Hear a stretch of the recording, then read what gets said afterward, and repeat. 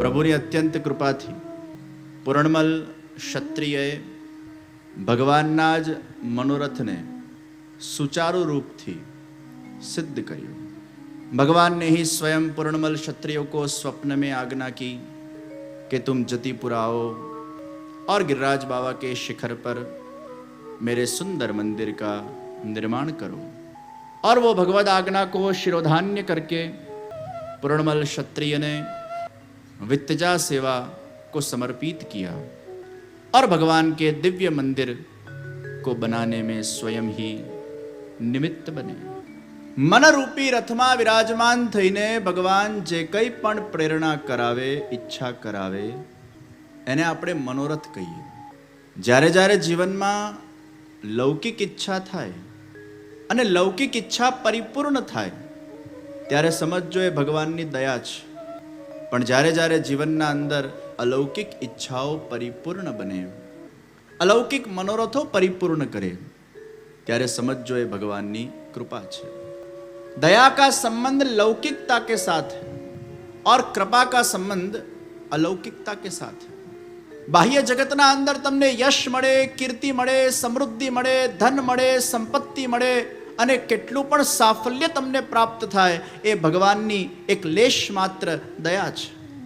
પણ જ્યારે સાચા અર્થમાં ભગવાન તમને આત્મકલ્યાણના રાહ ઉપર આગળ વધારવા માટે કટિબદ્ધ બને છે ત્યારે ભગવાન તમને ક્યાંક ને ક્યાંક સત્સંગ આપે છે, સેવાના અંદર રુચિ ઉત્પન્ન કરે છે, કોઈક ને કોઈક સદગુરુનું તમને સંગ પ્રદાન કરે છે, કોઈને કોઈ સદભગવદીઓ તમારા નજીક આવી જાય છે, કોઈને કોઈ ધર્મ કાર્યના અંદર તમે પ્રવૃત્ત બનો એવું વાતાવરણ ઊભું કરે છે। यही तो भगवान की कृपा है। अलौकिकता में जब आप आगे बढ़ो ये कृपा है, लौकिकता में आगे बढ़ो ये दया है। ભગવાનના મનોરથો ભગવાન પોતે જ સિદ્ધ કરે છે અને એ જ આપણા હૃદયને મનમાં વિરાજમાન થઈને આપણને વિભિન્ન પ્રકારની પ્રેરણાઓ કરતા હોય છે। કોઈક વાર ભગવાન તમને કંઈક કહેવા માંગતો હોય, આપણી એટલી તો યોગ્યતા નથી, સક્ષમતા નથી, સામર્થ્ય નથી કે ભગવાન સ્વયં પ્રગટ થઈને આપણને કંઈક કહે, તો ભગવાન કોઈકના થ્રુ આપણને કંઈક કહેવડાવતા હોય છે। કોઈ વાર ભગવાન સ્વપ્નના માધ્યમથી આપણને કંઈક આજ્ઞા કરે, કોઈ વાર ભગવાન કોઈ સદગુરુના મારફતે તમને કંઈક કહેવડાવે, કોઈ વાર ભગવાન કોઈ સદભગવદીઓના સત્સંગમાંથી તમને કોઈક વિચાર આપે, કોઈક વાર ભગવાન કોઈક કથા શ્રવણ તમે કરતા હો એમાંથી તમને કંઈક સંકેત આપે। भगवान अपने अलग अलग आध्यात्मिक दिव्य माध्यमों के माध्यम से आपको कोई न कोई विचार कहीं न कहीं से प्रदान करते हैं। और इसलिए कहा गया जब जब भगवद विषयों के अनुलक्ष्य उपलक्ष्य अगर आपको कोई व्यक्ति कुछ भी कहता है या आपको प्रेरित करता है तो उस विचार को उसी वक्त तिरस्कृत नहीं करना चाहिए।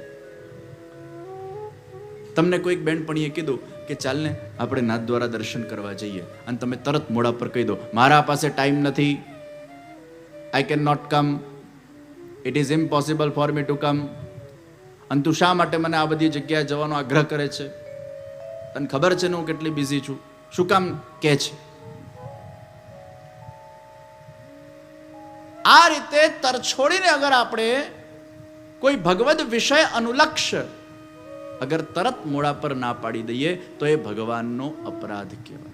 કારણ કે પેલા બેનપણીના મનના અંદર ક્યાંથી ઈચ્છા પ્રગટ થઈ તમને ફોન કરવાની, એ કદાચ એની ઈચ્છાથી ફોન નહોતો આવ્યો, એ કદાચ શ્યામ સુંદરનો તમારા માટેનો બોલાવો આવ્યો હતો।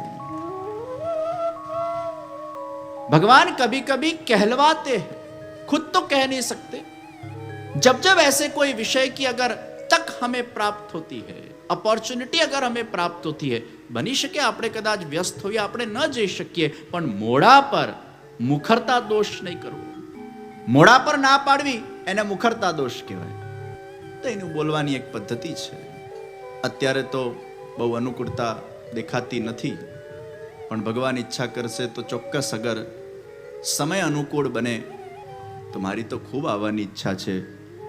નાથદ્વારા કે વ્રજમાં કે તીર્થ સ્થાનોમાં કે મંદિરે આવું કે જવું કોણે ન ગમે, પણ અત્યારે અનુકૂળતા નથી લાગતી. જો હરી ઈચ્છા કરે ને જવાય તો મારું ભાગ્ય. પણ હું તમને જણાવીશ. આ બોલવાની પદ્ધતિ થઈ. તમે કયો શબ્દ, કયો વાક્ય, કઈ રીતે બોલો છો, કયા ટોનથી બોલો છો, કયા ભાવથી બોલો છો, કયા સ્વરથી બોલો છો, એના આધારે એનું અર્થઘટન થઈ શકે. એકવાર તમે કોઈકને કહો, 2 વાર કહો, પછી પાછું વારંવાર તમારે એને ધક્કો નહીં મારવો.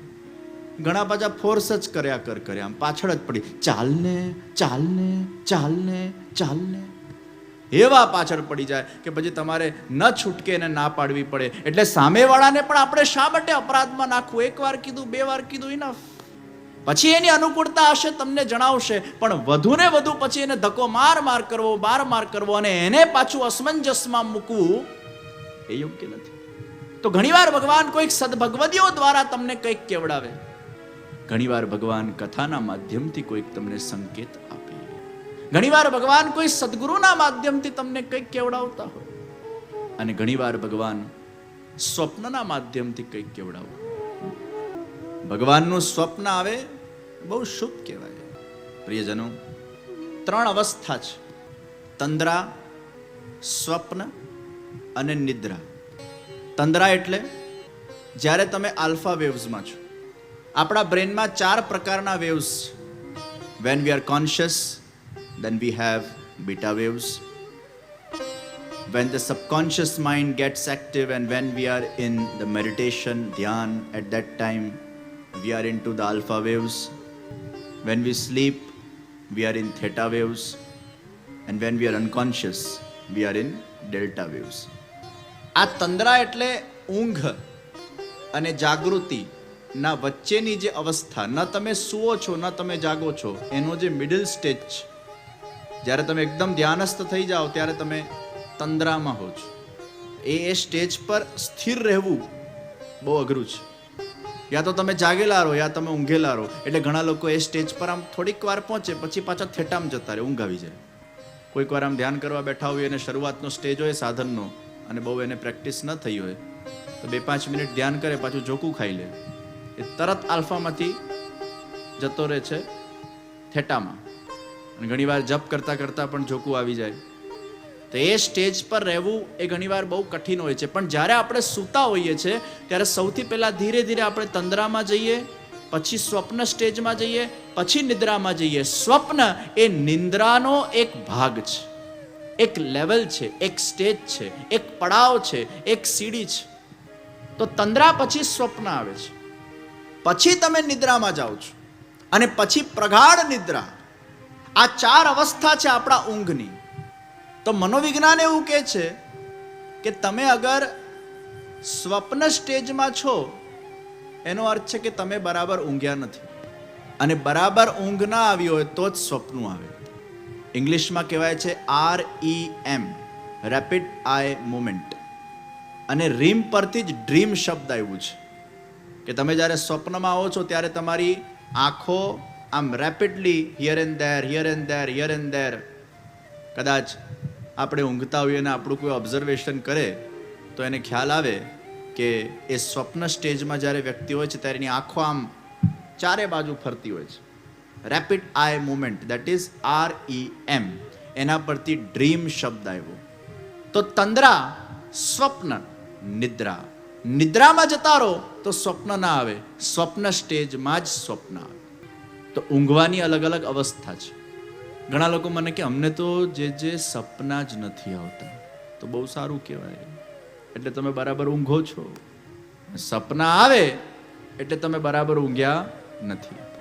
મન જ્યારે બહુ વિચારોમાં હોય ને, બહુ જ કામકાજમાં હોય, બહુ સ્ટ્રેસમાં હોય, બહુ પ્રેશરમાં હોય, દેવું થઈ ગયું હોય, બીજા દિવસે કદાચ કંઈક બહુ મોટી તમારી કોઈક મિટિંગ હોય, બહુ મોટા કોઈ કાર્ય હોય, બહુ મોટા કોઈ ડીલમાં તમારે જવાનું હોય, અથવા પછી બહુ ઉત્સાહવર્ધક કોઈ કાર્યક્રમ, દાખલા તરીકે વર્લ્ડ કપની ફાઇનલ હોય અને ક્રિકેટમાં ખૂબ તમને રસ હોય અને બીજા દાડે વર્લ્ડ કપની ફાઇનલ જોવા માટે તમે એટલા બધા ઉત્સુક થઈ ગયેલા હો કે એ ઉત્સુકતાના કારણે પણ તમને રાત્રે એટલે ઊંઘ નથી આવતી, કારણ કે તમે એવો વિચાર કરો છો કે આ જલ્દી રાત પૂરી થાય, સવાર પડે અને હું મેચ છું. એવું થાય છે કે નથી? તમને થાય છે? ક્યાં વાત. એટલે ફાઇનલમાં જ આવું થાય છે કે આમ રેગ્યુલર ફાઇનલમાં આવું થાય? ઊંઘ નથી આવતી ખરેખર? વાહ ભાઈ, એટલે અમારી વાત સાચી છે. આપણી પસંદીદા વસ્તુ અગર બીજા દિવસે થવાની હોય, અરે આપણને પ્રાપ્ત થવાનું હોય, તો પણ વ્યક્તિને ઊંઘ નથી આવતી. પ્રેમમાં આવું થાય. કોઈ પ્રેમમાં પડી ગયો હોય અને ચારે બાજુ પછી એ જ દેખાયા કરે, એ જ દેખાયા કરે, એ જ દેખાયા કરે, ઊંઘ જ ના આવે. તો સ્વપ્ન, ભગવાનમાં જ્યારે પ્રેમ થાય અને ચારે બાજુ એને ભગવાનના દર્શન થવા લાગે, તો કોઈક વાર એને સ્વપ્નમાં ભગવાન આવી જાય છે. અમુક એવા દૈવી જીવોને ભગવાન સ્વપ્નના માધ્યમથી દર્શન આપે છે અને સ્વપ્નમાં આજ્ઞા કરે છે, સ્વપ્નમાં પ્રેરણા કરે છે, અને એ રીતે ભગવાન એને ઘણીવાર દિશા સૂચન કરતા હોય છે. એક ભાઈ મને કે જે મને એવું સપનું આવે છે કે હું ચિતા પર લેટેલો છું અને મારો દીકરો મારો અગ્નિ સંસ્કાર કરી રહ્યો છે, હું ભડકે ભડકે બળી રહ્યો છું અને હું એમાંથી આત્મા સ્વરૂપે બહાર નીકળું છું અને હું મારા શરીરને ભડકે ભડકે બળીલા જોઉં છું અને એમાં મારી આંખ ખુલી જાય છે. એ પોતાનું જ મૃત્યુ જોતો હોય. તમને અગર તમારા પોતાનું મૃત્યુ દેખાય એને બહુ શુભ માનજો, કારણ કે કદાચ કોઈ મૃત્યુ તુલ્ય કષ્ટ હકીકતમાં તમારા જીવનમાં આવવાનું હતું, એ ભગવાને સપનામાં ભોગવાવી દીધું. એમ લોટરી લાગે તો બહુ ખુશ નહીં થતા. એ કદાચ ખરેખર લાગવાની હતી, ભગવાને સપનામાં લગાડી દીધી. તો સપનામાં દુઃખ એ સુખ છે, સપનામાં સુખ એ દુઃખ છે. તો એક ભાઈ મને કે, તો સપનામાં ભૂત પ્રેત દેખાવા એ સારું કહેવાય ને? ખરેખર દેખાવાના હશે તે સપનામાં દેખાઈ ગયા. મેં કીધું બધા સિદ્ધાંતોને એક લાકડીએ ન હકાય. સપનામાં ભૂત પ્રેત દેખાવા એ કંઈ સારું ન કહેવાય. તો મને કે ભગવાન સપનામાં દેખાય તો એનો અર્થ એવો ના થયો કે પ્રત્યક્ષ દેખાવાના હતા અને સપનામાં દેખાઈ ગયા. મેં કીધું એમાં એક લાકડી એ સિદ્ધાંત ન હકાય ભાઈ. भगवान स्वप्न माध्यम થી दर्शन આપે છે. तो भगवान अपने मनोरथों को जीव के हृदय के अंदर स्वयं आसीन होकर स्वयं ही प्रकट करके स्वयं ही उनको पूर्ण करते हैं. એટલે જ્યારે જ્યારે ભગવદ કૃપાવશ તમારા જીવનમાં કોઈ પણ ભગવદ કાર્ય અગર સાકાર થાય તો તમારે એક જ વિચાર મનમાં કરવો, મારું કોઈ સામર્થ્ય નથી, મારી કોઈ શક્તિ નથી, મારું કંઈ ગજું નથી, આ તો ભગવાનનો જ મનોરથ હતો. એમના કાર્યમાં એમને મને નિમિત્ત બનાવ્યા અને નિમિત્ત બનાવીને એક કાર્યને પરિપૂર્ણ કરાવ્યું. ये उनका ही मनोरथ था जो उनकी ही कृपा से परिपूर्ण हुआ. પૂર્ણબલ ક્ષત્રિયએ અદ્ભુત વિત્તજા સેવા કરી છે. એ દિવ્ય અવસરને એને ગ્રેબ કર્યો. Time is the key factor, lose it or use it. જીવનમાં આવેલી તકોનો નિશ્ચિત ઉપયોગ કરવો જોઈએ. એટલે જીવનમાં જ્યારે જ્યારે સત્સંગ કરવાની તક મળે, સ્વાધ્યાય કરવાની તક મળે, ભગવત સેવા કરવાની તક મળે, એ તકને ઝડપી લેજો. અને એ જ વખતે અધુના વૃત્તિ જાગૃત કરીને જાગજો. આપણા બધાની તકલીફ શું છે કે સારું કામ જ્યારે કરવાનું આવે ને ત્યારે પોસ્ટપોન કરીએ, ખરાબ કામ હમણાં જ. શરાબ પીવાનો વિચાર પોસ્ટપોન થાય હમણાં જ, સિગરેટ હમણાં જ, ખોટું કામ હમણાં જ, ભોગ વૈલાસિક કામ હમણાં જ, ગુસ્સો હમણાં જ. ક્યારે કોઈ ગુસ્સાને પોસ્ટપોન કર્યો? ક્યારે કોઈ એવું કહેવા આપણને સંભળાયો? કાલે બપોરે 12 વાગે તૈયાર રહેજે, તારા પર હું જોરદાર ગુસ્સો કરવાનો છું. હમણાં જ. આ દુનિયામાં જેટલી ખરાબ વસ્તુ છે હમણાં જ થાય અને જેટલી સારી વસ્તુ છે એ પોસ્ટપોન થાય. ભક્તિ કાલે, સત્સંગ કાલે, સેવા કાલે, તીર્થયાત્રા કાલે, બધું પોસ્ટપોન થાય. ખરાબ વસ્તુ હમણાં જ, ભક્તિ કાલે. અને ઘણી વાર काड़ काड़ काड़ काड़ करता આપણો કાળ આવી જાય છે. ऐसे ही समय बीत जाता है और सत्संग, भक्ति, सेवा वो हमारे जीवन में कभी भी हमारी प्रायोरिटी नहीं बन पाते हैं. और एक चीज याद रखना, अगर कोई वस्तु अगर आपकी प्रायोरिटी नहीं बनती है जब तक, तब तक आपका मन उस विषय के ऊपर विचार चिंतन या उस विषय को आचरण करने के लिए कटिबद्ध नहीं बनता. मन ने आ मक्कम કરીને એને જોતરવો પડશે.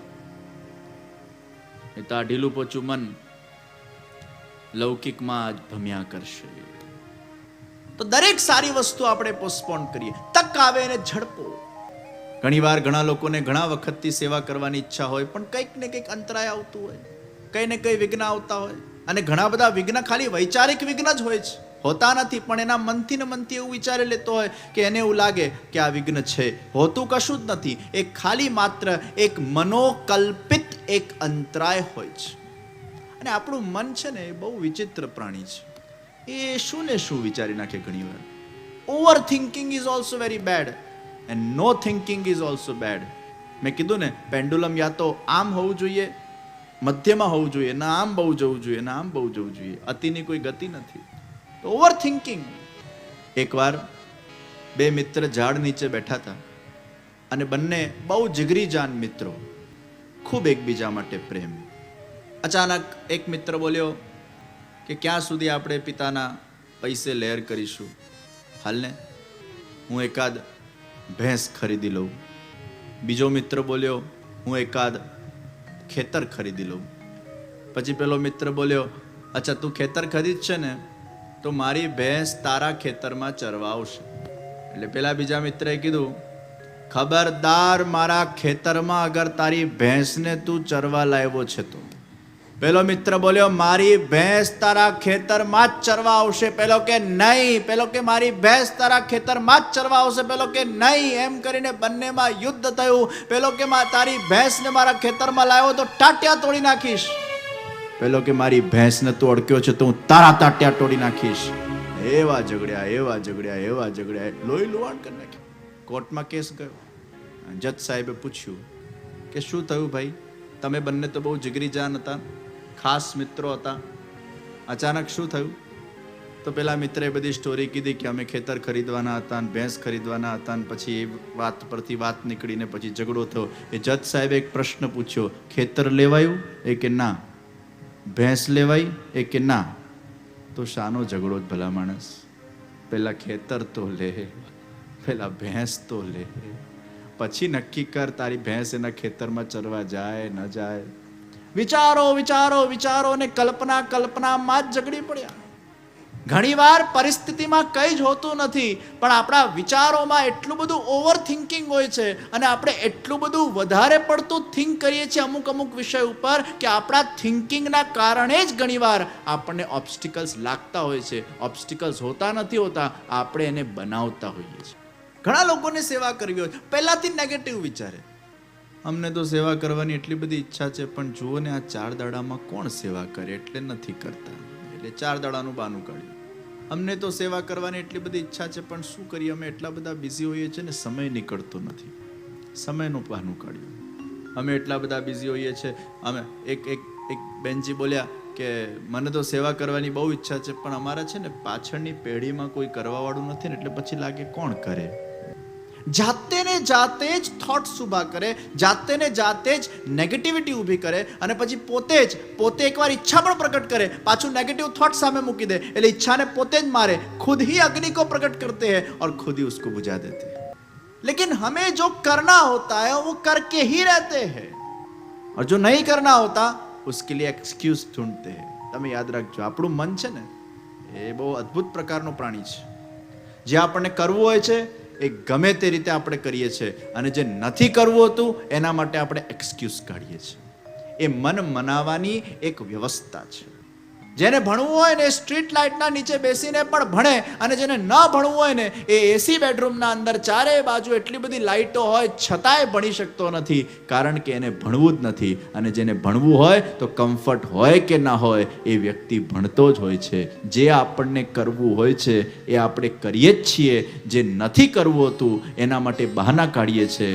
એટલે જ કહેવામાં આવ્યું અગર આપ એક બાર કુછ સુનિશ્ચિત કર લો મુझे करना है कर ही सकते. इसलिए सेवा भक्ति में अधुनावृत्ति हमણાં જ, અત્યારે જ, આજથી જ, એને કાલ નહીં પાડતા. કોઈ પણ સારો વિચાર તમારા જીવનના અંદર પ્રગટ થાય એને ઓન ધ સ્પોટ ઇમ્પ્લિમેન્ટ કરો. Don't give option to your own mind. If you give option to your own mind then your mind will become lazy, within the few days when the time will go, લોહું ગરમ હોય ત્યારે જ હથોડો મરાય, માટી ભીની હોય ત્યારે જ એને મોલ્ડ કરાય, માટી સુકાઈ જાય પછી રમકડા ન બને, એમ લોહું ગરમ હોય ત્યારે જ એ લોહાને આકાર આપી શકાય. એમ મન આપણું જ્યારે સત્સંગથી, મન આપણું જ્યારે સેવાથી, મન આપણું જ્યારે સ્મરણથી જ્યારે ભીંજાયેલું હોય ત્યારે એમાં એકાદ નિયમના હથોડા મારી દો તો એ ચોક્કસ મનમાં આકારિત થઈ જાય છે, એ આચરણમાં આવી જતું હોય છે. મન બહુ ગજબ છે. વિદેશમાં કેટલા લોકો અહીંયા ગયા છે? હાથ ઊંચા કરે જરા. અમેરિકા કેટલા લોકો ગયા છે?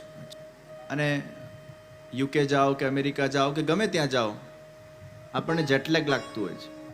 હવે ઘણા લોકોનું જેટલેગ 10-10 દાડા સુધી ચાલે, ઘણાનું જેટલેગ 2 દાડામાં પતી જતું હોય, ઘણાનું 1 દાડામાં, ઘણાને લાગતું જ ન હોય. એટલા બધા વ્યસ્ત હોય એ લોકો, લાગે જ નહીં. અમે બધા વિદેશમાં જઈએ, અમેરિકા જઈએ, હરીશભાઈ મારા સાથે ખૂબ આવ્યા છે. અને ઘણીવાર આપણે આ સંગીત ટીમ આખી અમેરિકા આવેલી છે, કેટલી બધી કથાઓ આપણે કરી છે. અને ઘણીવાર તો સવારે કે સાંજે પહોંચ્યા હોય અને બીજા દાડાથી કથા ચાલુ થતી હોય. એકવાર મને યાદ છે 2011માં કે 12માં અહીંયા ભાઈંદર કથા પૂરી કરી. તમને ત્યારે જ વિઝા મળ્યા, ખબર છે? 2011માં ભાઈંદર કથા પૂરી કરી અને સીધા ન્યૂજર્સીમાં કથા ચાલુ થઈ. ન્યૂજર્સી કથાને પૂરી કરીને સીધા પાછો ઇન્ડિયા આવીને ચેન્નાઈ કથા ચાલુ થઈ. 3 કથામાં બંને જેટલેક આજુબાજુ. હજી તો ગયા અને પછી પાછા આવ્યા. અને એમાં પછી કથાનો ટાઈમ હોય ને ત્યારે જ પેલું ઇન્ડિયામાં રાતનો ટાઈમ હોય, અને જે કથા વખતે અમુક પણ કથા એક ધ્યાન છે, એક ઉર્જા છે, એક શક્તિ છે. આ આચારપીઠની એક તાકાત છે. અહીંયા જ્યારે મહાપ્રભુજીની પરિક્રમા કરવામાં આવે અને પછી જ્યારે વિનંતી કરવામાં આવે કે હે પ્રભુ आप ही अब इस देह के अंदर, इस हृदय के अंदर विराजमान होकर ये कथा का मुझे रसपान कराओ, वो दिव्य सिद्धांतो, दिव्य सूत्र का मुझे रसपान कराओ.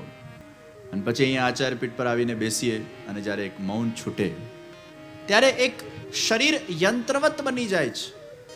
વ્રજરાજ કુમારની કોઈ તાકાત કે સામર્થ્ય નથી કે કથાનું રસપાન કરાવી શકે, પણ એ શ્રી મહાપ્રભુજીનો આવિર્ભાવ થાય, એ પ્રભુની દિવ્ય ઉર્જાનો આવિર્ભાવ થાય, એ શરીર તો એક યંત્ર બની જાય અને એ યંત્રમાંથી અલગ અલગ પ્રકારના મંત્ર, સૂત્ર, સિદ્ધાંત અને કથા એ પ્રગટ થતી હોય.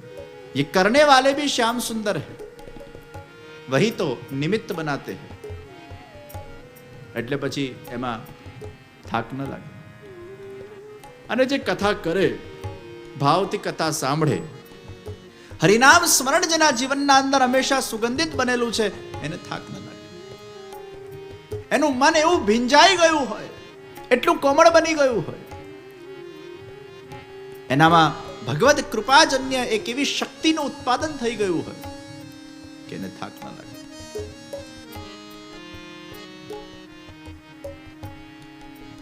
તો ઘણા લોકોને 1 દાડો થાય જેટલેગ, કોઈને 5 દાડા, કોઈને 10, પણ આપણે નોર્મલ તો થઈ જઈએ છીએ. એટલે એનો પ્રમાણ છે કે આપણા મનમાં અમુક વસ્તુને સ્વીકાર કરવાની શક્તિ છે, આપણે ધારીએ તો. ન ધારીએ તો કશું ના થાય, ધારીએ તો બધું થાય. When we decide I want to do this, we can do it, but if you don't decide 100%, then you cannot. સવારે 5 વાગે ઉઠીને ફ્લાઇટ પકડવાની હોય, કેવા ઉઠી જઈએ છીએ. અને એ જ શનિવારની રાત્રે અગર આપણે વિચાર કરીએ કે રવિવારના દિવસે મારે સવારે 5 વાગે ઉઠીને ભગવાનની 10 માળા ફેરવવી છે, નાહી ધોઈને, નહીં થાય શક્ય. થઈ જાય પણ અઘરું છે. પેલામાં તો આમ એક emergency, urgency, you have to ઉઠવું જ પડશે. ઘરમાં આગ લાગ્યો કેવા ભાગ્ય છે. પછી એ વખતે આપણું મન કે એ મને પ્લીઝ સુવા દે ને, પ્લીઝ 5 મિનિટ, ઉઠ, યુ હેવ ટુ રન. આગ લાગી જ ભાઈ, કેવી ઇમરજન્સી આવે છે. એનો અર્થ એ થયો, આપણું મન આપણે જે રીતે ધારીએ છીએ એ રીતે કામ કરી શકે છે, પણ એને તમારે હથોડો મારવો પડે, એને ઇમરજન્સી આપવી પડે, એને ઓપ્શન્સ આપશો તો મન તમારું ક્યાંક ને ક્યાંક પાંગડું બની જશે. અને યાદ રાખજો, આપણે બોલીએ છીએ મને ડર લાગ્યો. આ મને એટલે કોણ? મને એટલે તમારું દેહ નહીં, મને એટલે તમારું નામ નહીં, મને એટલે તમારું મન. મને મન. તમને જ્યારે ડર લાગે છે ત્યારે એમ નહીં માનતા તમને ડર લાગ્યો, તમારા મનને ડર લાગ્યો. તમે સ્વતંત્ર છો, તમારું મન સ્વતંત્ર છે. તમે સ્વતંત્ર અને તમારું મન સ્વતંત્ર. તમારે આને સેપરેટ કરવું પડશે. તમે તમારા જાતને એવું નહીં માનો કે હું ડરી રહ્યો છું. ના, મારો મન ડરી રહ્યો છે. हमारे अंदर दो आवाज है, एक हमारे बुद्धि का आवाज है और एक हमारे मन का आवाज है. और ये दोनों आवाज हमारे अंदर से आते हैं. हम तो आत्मा है, हम तो स्थिर है, हम तो साक्षी है, हम तो दृष्टा है. हम तो दोनों आवाज को सुन रहे हैं. एक आवाज कहता है मुझे डरना नहीं चाहिए, एक आवाज कहता है मुझे डर लग रहा है. ये दोनों आवाज हम में से उठते हैं, लेकिन हम मान लेते हैं कि मुझे या मेरे में या मैं कर रहा हूं. ये आवाज उठ रही है. બહુ ઊંડાણપૂર્વક તમે વિચાર કરશો. ડર તમને નથી લાગતું, તમારા મનને લાગે છે. અને જેનો ડર લાગે ને એ જ કરો. સારી વસ્તુ, ખરાબ વસ્તુનો ડર લાગવો જોઈએ, ખરાબ વસ્તુ દૂર રહેવું જોઈએ, ખરાબ વસ્તુથી સાવચેત રહેવું જોઈએ. પણ જેનો ડર લાગે એ કરો, બહુ મજા આવશે. ડરને તમે આમ નસ્તે નાબૂદ કરી શકશો. બુદ્ધિ દ્વારા મનને મક્કમ કરીને જ્યારે તમે ધારી લો છો ના કરવું જ પડશે, પછી મન પાસે કોઈ ઓપ્શન રહેતું નથી. મને પણ એને કરવું પડે છે. અને એક વાર કરશો, 2 વાર કરશો, 3 વાર કરશો, 4 વાર કરશો, 5 વાર કરશો, અને એમ કરતા કરતા 21 વાર તમે અગર ભલે અને આળસથી, કંટાળાથી, ગુસ્સામાં ન ગમતું હોય તમે કરતા જાઓ, કરતા જાઓ, કરતા જાઓ, કરતા જાઓ, મન તમારા વશમાં આવી જશે. કોઈ પણ સારી વસ્તુ કરવાથી વ્યક્તિએ ભયભીત ન થવું જોઈએ.